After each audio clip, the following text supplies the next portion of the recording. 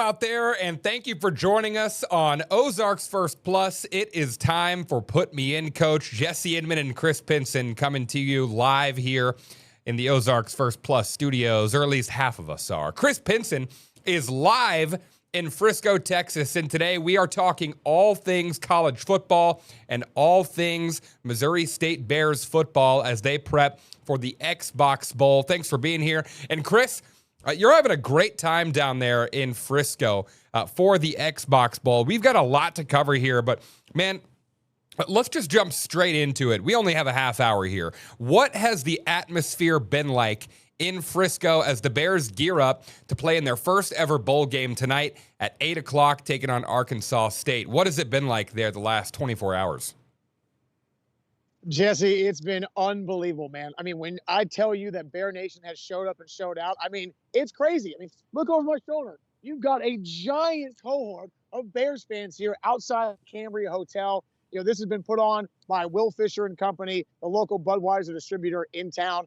This is the first of two major tailgates today going on. So from noon to 4, all these Bear folks are going to be here hanging out, having some drinks, enjoying playing the video game, by the way. They got in one of the big tents. So between food, burgers, drinks, and everything, they're having a great time. And then, of course, from 4 to 7, it's the official tailgate. So, Jesse, to me, today is a lot like being a long-distance track runner. You got to pace yourself. You can't overdo it early. You got to have some stamina for the end because by 8 o'clock tonight, Jesse, the game is going on, and you got to be awake and ready for that. So, brother, I'm excited. If you can't tell, this has hands down been one of the most fun environments I've ever been in, and it's all because Bear Nation has showed up here to Frisco to support Missouri State playing tonight in the Xbox Bowl. Man, I love that they have the video game going. How fitting is that for the Xbox Bowl back there behind you in Frisco? And you got in last night. Chris, I was saying this earlier that I feel like you're getting treated like royalty down there because last night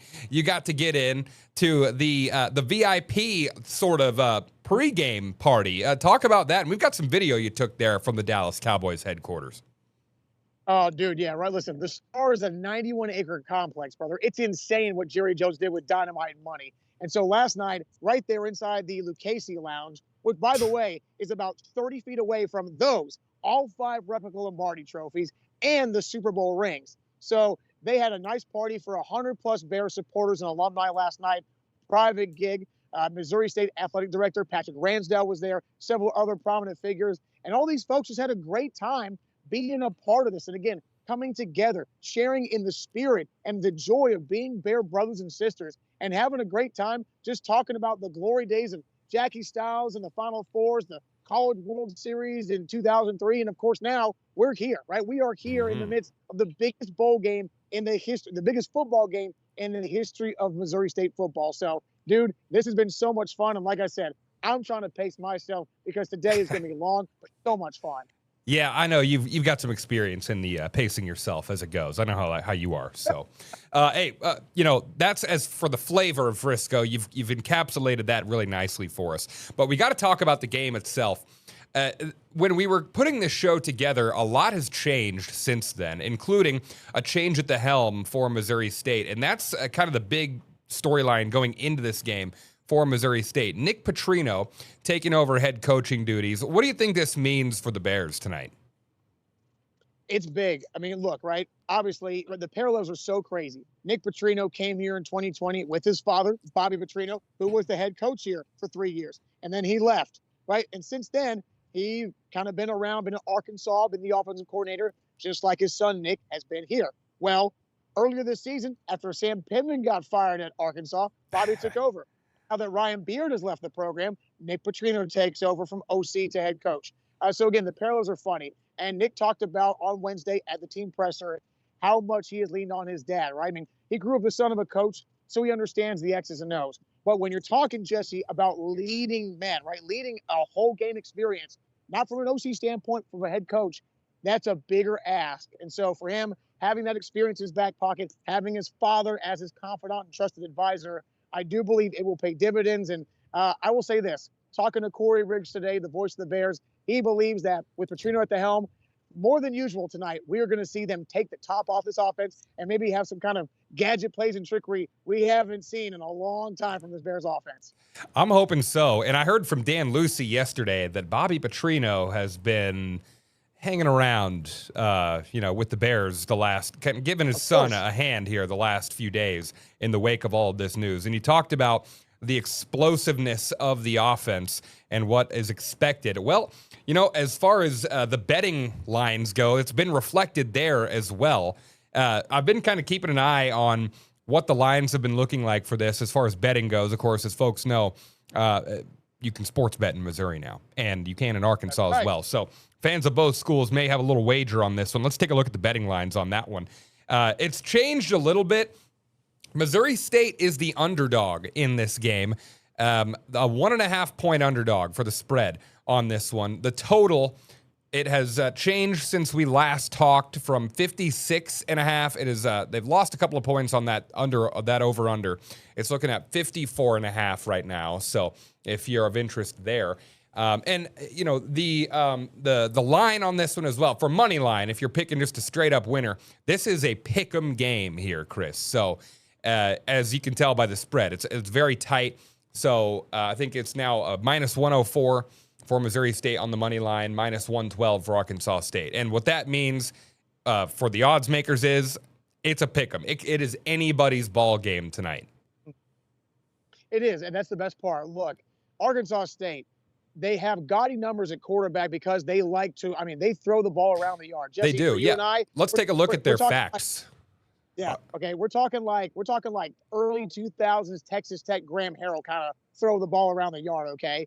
Yeah. So to me, they're going to run a lot of plays. They like to run up tempo. And again, with Jalen Rayner, the guy can throw the ball. He's not the biggest deep ball guy, right? He only averages like 9 or 10 yards a pass. But if you're Missouri State, that helps you keep them in front of you. So to me, this is going to come down to a battle in the trenches, who protects their quarterback, but most importantly, can the Missouri State defense stop this dynamic quick strike offense from getting up and down the field and tiring them out before the fourth quarter? Yeah, and Arkansas State of the Sun Belt Conference here, they amassed a 6-6 record this year. So they're beatable, obviously, no doubt about that. This is their third straight bowl game, so they've got some experience in these types of situations. But as you talked about it, Chris, their quarterback, Jalen Rayner, is the player to watch for them. He's 19th in the nation in passing, leading the Sun Belt Conference in that stat category. So like you said, it may not be, slinging the rock all the way down the field, but they'll nickel and dime you to death out there. So that could be a good thing for the Bears, being able to keep them in front of them tonight. And for folks who, a little fun fact, Chris, that you told me, the last time these two teams met was over 10 years ago, September 2015. Safe to say a lot has changed since then, but Arkansas State won that meeting. Yeah, no, that score is not a typo. 70-7. That was back in the Dave Steckel era. And again, Chris, obviously a lot has changed. And, we've got kind of a good fact sheet there for Arkansas State. And we've got one as well for Missouri State, kind of a tale of the tape as to how Missouri State is looking going into this one here. Conference USA, their first year in it, 7-5. Again, we've been beating the drum on this one. Historic bowl game here. First ever for Missouri State. Jacob Clark, second in Conference USA in passing. We know he can sling it himself. And Shamari Lawrence, he's a good runner. He's almost 1,000 yards this year, fourth in the conference in rushing. I want to talk about Jacob Clark, though, Chris. We heard from him this week about how this is kind of a redemption game for him. Can you talk about what we heard from Jacob Clark at the podium this week on that? Yeah, so Wednesday when both teams got to speak at the podium, Jacob Clark was asked, hey, right, you're from Rock Lake, Texas. You're just over an hour outside of this area. So for him, it's a major homecoming game. And as he said, look, I don't care if we win it by 1 or 1,000. Either way, I just want the win. Because in reality, the Bears lost back-to-back games to end the season, right? One at Kennesaw State they could have won, one at home to Louisiana Tech. And the last pass in maroon and white in a regular season game Jacob Clark threw was in that game against Louisiana Tech, and it was an INT. And, I don't care what sport you play. If you're a batter, you don't want your last at bat to be a strikeout. If you're a quarterback, you don't want a turnover to be the last play of your career either. So for Jacob, he talked about how playing in this game means so much.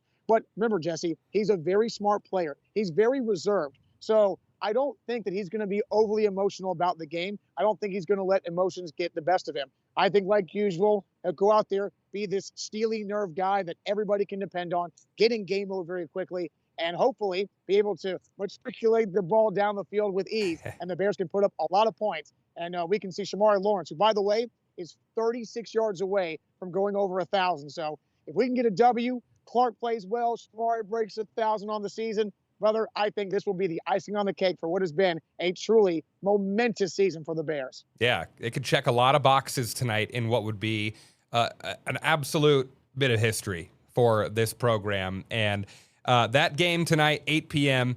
on ESPN2. And Chris, after the break, we'll talk about, we've got a minute left here before we go to break, but we'll talk about kind of what maybe this looks like going forward and kind of how things have changed for Missouri State as far as what kind of program they have become. So before we go to break here, Chris, I do want to talk to the folks about what we're going to be talking about when we come back here.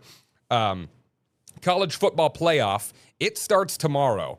So we'll preview some of those bowl games, and really we'll talk about, are bowl games really still relevant as much as they were many years ago, even last year? I mean, I just feel like this season has changed so much for what a bowl game really means. And, did Missouri State really even need to sweat out going to a bowl game? We'll talk about all of that.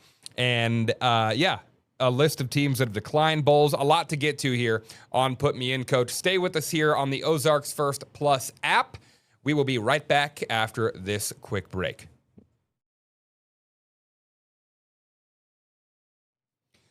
All right, welcome back to Put Me In, Coach. Having a great time here talking to Chris, who is live in Frisco, Texas, ahead of the Xbox Bowl. Chris, I know you're surrounded by fans donning the maroon and white. By the way, I think the Bears got maybe the coolest bowl game experience for their first time that you could, because the trophy is awesome, but they also got like a gift. Can you talk about the gift that these players got? Yeah, right. So, of course, like any bowl game, right, every team gets some really cool swag. But one of the coolest things they got was like this new handheld Xbox device, right? So, again, you can take it anywhere with you, on a plane, on a train, in the car. So for them to be able to come here, right, be able to get this cool handheld game console device that you can play all these cool games on. Plus, by the way, Jesse, little known fact, there's an offensive and defensive MVP in this game, and each one's going to get a achievement unlocked trophy. So how cool would that be to be the best player on the field for your unit and win something and say, hey, we didn't just win the bowl game and get a trophy and get this cool thing. I got an achievement unlocked because I did it in real life. That's awesome. Yeah, and that's kind of an ode, a nod to the college football game, the EA college football game, which is so cool. These guys have been out there like playing this game for the last couple of years, probably playing as themselves, and now it's just like, what a surreal moment for those players down there and the fans as well. So, they get to play in this bowl game. There was a time in the last few weeks when the Bears were really sweating it out of, are we going to get to go to a bowl? Because the process has been a confusing one, I guess, along the way of, they're not bowl eligible, but we need to be granted a waiver, because of them going to the FBS level for this first year. Turns out, Chris, it really wasn't something they needed to sweat out, because a lot of teams have been declining going to bowls. We'll talk about that in just a minute, but I want your take on this.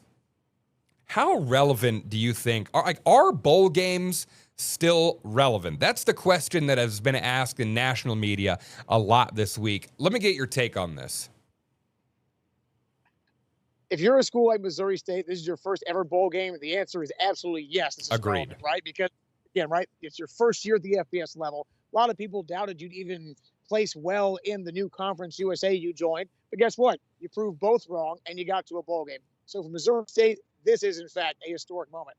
But you're right, right? Some of the teams that will show that have declined bowl invitations, right? Like a Florida State, like a Notre Dame, or other prominent blue bloods that have clearly been a part of the bowl system for a very long time, right? That have strong fan bases, that travel well, that watch these games and help these different networks make money off them.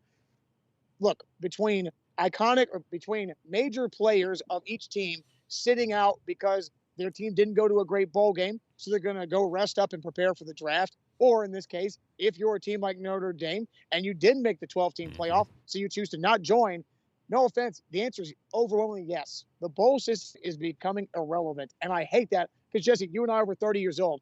We still remember what it meant when your team went to the Rose Bowl, the Sugar Bowl, the Fiesta Bowl, the Orange Bowl, the Cotton Bowl. I mean, that's what it was fun about. That's what the team concept was all about. Yep. But now, sadly, again, because of generally individual choices between the NFL draft or, hey, it's not important because it was the draft, it was the CFP or bust. Yeah, sadly, the answer is yes. Bowl games now are becoming irrelevant. And for ESPN, that's a big problem because their system, their business model is going to be in big trouble in the next 5 years.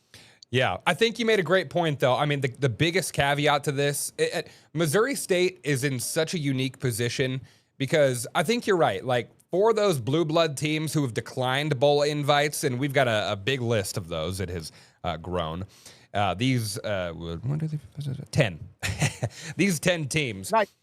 And a lot of them are the blue bloods. For those blue bloods, and I feel like we always hear that term tied to basketball, but it's very much relevant when it comes to football as well now. These teams, for them, it is the championship or bust mentality. But you nailed it. When it comes to Missouri State and teams like that who are trying to break in and get their first taste of bowl success, it means a ton because you're not going to go and find anyone down there right now behind you in Frisco this weekend who's going to tell you that this bowl game they're about to play in is irrelevant, for sure. No, you won't. And that's the best. Look, Jesse, you went to Missouri State, okay? You personally can say, I mean, Jesse, was football ever a big deal for you when you went to Missouri State? No, it wasn't. And I grew up in Springfield, and so not even just when I was a student there. It has and I'm so envious, I guess maybe is the best word, because those students who go there right now, they are in the golden era of Missouri State football right now. And it really, I mean, the Petrino family has changed Missouri State sports as we know it, to put it on the map for football, because we know football drives everything for most schools. So it's great to see that Missouri State has kind of gone from like, do we need to get rid of the football program? Like, is that a conversation we need to have, to this is the biggest day today in Missouri State football history. So, we've seen those teams that have declined and that's why the conversation is being had, is because we're seeing so many coaches leaving and players, either prepping for the draft or, transferring, going into the portal. So maybe they're bowing out of these bowl games. So, and Notre Dame is kind of at the forefront of this entire conversation. They, they're butthurt. They didn't get into the college football playoff for a lot of reasons. Chris, what's your take on the whole Notre Dame of it all? Look, I get it, right? They are, even though they never play in a conference and they say, oh, we won 10 games in a row, they always seem to pick and choose a lot of easy, bad teams, right? They play Syracuse, they play Temple, they play Pitt, who, again, decades ago, right, Pitt had Tony Dorsett, so they had a reason to be relevant. Now, their schedule's pretty soft. So the fact that they did not get in because they don't play in a major conference, that's on them. And unfortunately, right, when you look at teams like Georgia, who, just a couple years ago was on the outside of the 4-team playoff, what'd they do? They said, you know what? Screw you guys. We're going to go to the bowl game. And they beat the unhealthy you-know-what out of FSU in that bowl game. So I like the fact that at least if a team did not get picked, they would say, hey, look, we showed up to the bowl game and we beat the snot out of our opponent. Instead, it's like, well, we're taking our ball and going back to touchdown Jesus. What a bunch of babies. I agree. And, there are some advantages to them not being in a conference. They've got that exclusive deal with NBC for their games to be aired there and Peacock. So there's some monetary value. They kind of have the freedom to schedule. I know they've got I believe it's 5 games a year against ACC teams, which ACC isn't what it used to be. So, that it's like a double-edged sword. It hurts them in some ways, helps them in others. So, and as we look toward the college football playoff, first round gets going tomorrow. I want to get your take on some of these games. We can pull up the bracket to kind of get a big, an overarching look at this. Starting the 9-8 matchup, you got Bama at OU. They played a few weeks ago. OU winning that defensive struggle, 23-21. You've got Miami headed to Kyle Field to take on Texas A&M and the Aggies. And then you've got an interesting one to me, Tulane and Ole Miss. That's a rematch, too. Ole Miss beat the brakes off them by 35 back in September. But a lot has changed there. We'll talk about it. And then James Madison taking on Oregon, the 12-5 matchup. Oregon looking for some redemption after the way things went for them in the college football playoff last year. Which one of these first-round games are you looking forward to the most? I'm stuck between Bama, Oklahoma, and Miami, Texas A&M, right? Mm. Like Miami barely snuck in along with Alabama. I think Alabama might have learned something from their loss to OU, so I wouldn't be surprised if they won that game. The Miami A&M matchup. A&M, the teams they beat really weren't that good. Like if you look at their schedule, they didn't really beat anybody worth anything. And the time they actually played a good team or decent team was Texas. They did get beat. Mm-hmm. So I think Miami might pull an upset there, honestly. Have you, I know you sat down and talked to Jackson Cantwell, number one high school player in the nation, in the last week or two. Did he talk about anything he's looking at for that Miami A&M game? He obviously, the number one player in the nation, high school-wise, committed to Miami. He didn't talk a lot about the game per se, but he certainly is looking forward to seeing how they're going to play. I mean, again, the fact that Miami has put out so many NFL products from the offensive line just shows you how great the program is. However, as you said, the ACC isn't the toughest conference. So now you're playing against A&M, who was a perennial number one team all year, top 5 team, top 4 team. So I will be interested to see if, again, right, the speed of the SEC will be able to overdo that. I mean, again, it's going to be fun because we know Miami can score. A can score, but can anybody play defense? My question. Well, we'll see about that. The SEC defense thing. We'll see if that holds true there. That Ole Miss Tulane game, weird dynamic there. Ole Miss destroyed them back in September by 35, but Kiffin being out of the building now, that's a little weird. Tulane, Sumrall is leaving as well to go to Florida. So that's just kind of an awkward game for me. We got a couple of minutes here. What are your thoughts on that? Yeah, it is weird, Jesse. Like, as you said, right, you already got John Sumrall going to Florida. However, he's made such great strides and great steps to make sure his reputation is good with Tulane, unlike Lane Kiffin. I would like to see Tulane put up a good fight and at least make a good showing. Yeah. However, at the same time, I'd like to see Ole Miss just run right through them and show once again, hey, it wasn't just because Kiffin was here coaching, okay? And then, of course, you look at James Madison, Oregon. I would love to say James Madison has a great shot. I think Oregon is going to destroy them. But then again, there's a reason why we always harken back to Boise State and Oklahoma, right? Uh-huh.